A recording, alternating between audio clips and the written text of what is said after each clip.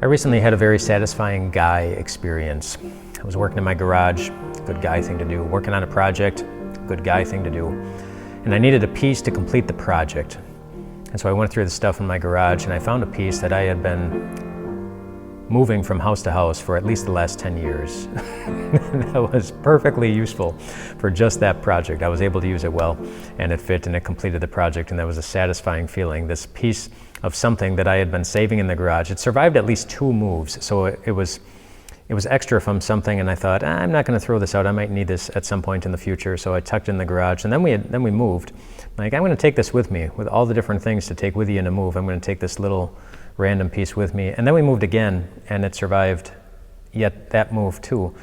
And so, you know, that was just that was a very satisfying feeling. Where like 10 to 14 years after I had saved this one little piece, I was able to use it. I wasn't lacking anything. I was able to use it.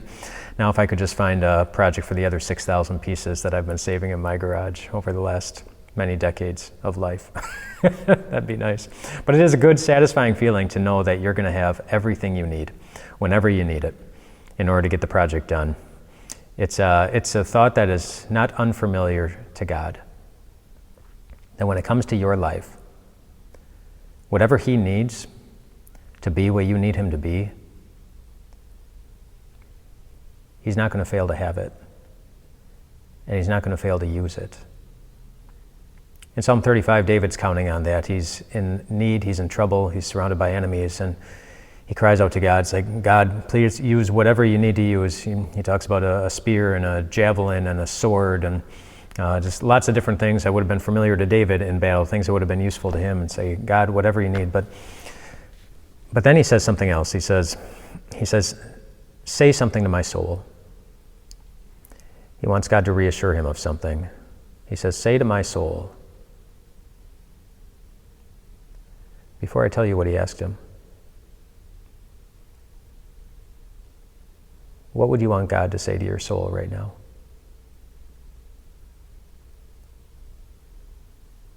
Like to satisfy your deepest longings,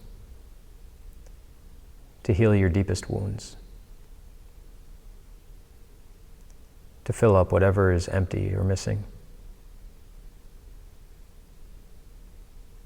Say to my soul,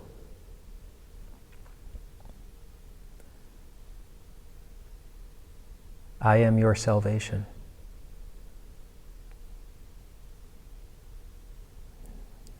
That's what David asked God to assure his soul of. I am your salvation. I am, God says. I am. The God who has his hands on everything, on every resource, on every tool, and everything that's ever needed to do so much more than any of us or all of us together could ever accomplish. I am. Like that's who he is right now. As you cry out to him, as you think of your needs, as you think of your God, as you think of your life, as you think of your future, as you try to move on from your past, as you try to live in the reality of your present. I am your. All that God has, he uses for your benefit. Always. Always.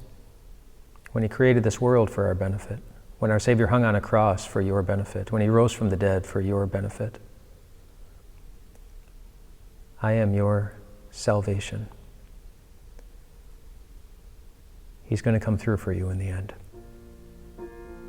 He will. He will not fail to.